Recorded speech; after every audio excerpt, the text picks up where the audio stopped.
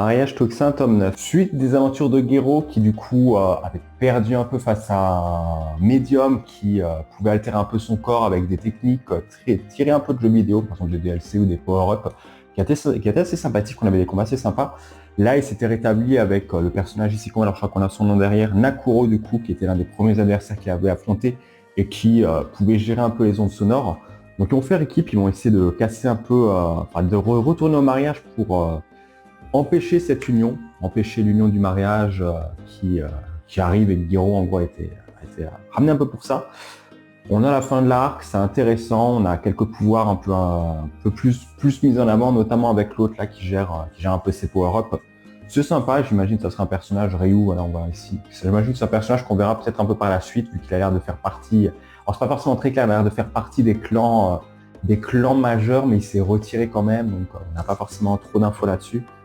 Ouais, pas vraiment trop de trucs. Gero après qui essaie de passer un peu du temps avec Kimi qui l'a sauvé. Heureusement qu'il y a des petites pages comme ça va me rappeler le nom des personnages, je vous avoue.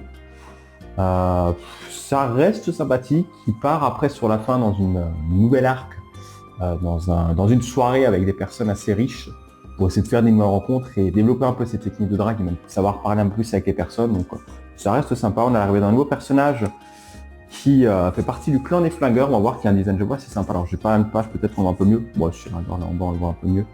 Je trouve un design assez sympa et j'ai vu qu'il était mis en avant sur la couverture du prochain tome, donc j'imagine que c'est un personnage important. Et en gros avec le clan des flingueurs, on va voir qu'il y a une petite des altercations avec d'autres clans, des clans un peu mineurs, des personnes humaines même qui ont l'air d'être un peu reliées un peu à tout ça.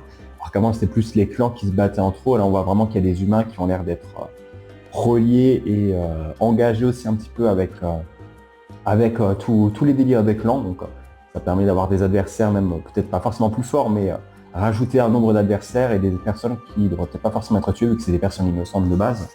Le clan des flingueurs qui se met aussi un peu en avant avec sa chef assez badass, j'avoue aussi, qui construit un petit tank dans une bouteille, pourquoi pas.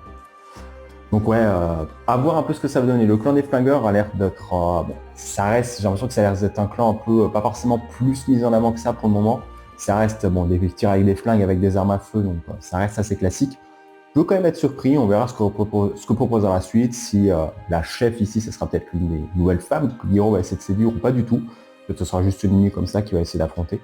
Mais ouais, ça promet en tout cas, hâte de voir aussi un peu ce que le personnage ici, je vais montrer avec sa couverture du prochain tome, proposera aussi. Ça a l'air d'être un peu un mix entre rigolo et en même temps d'avoir des compétences, mais il a peur de tuer des gens, donc ça promet d'être intéressant.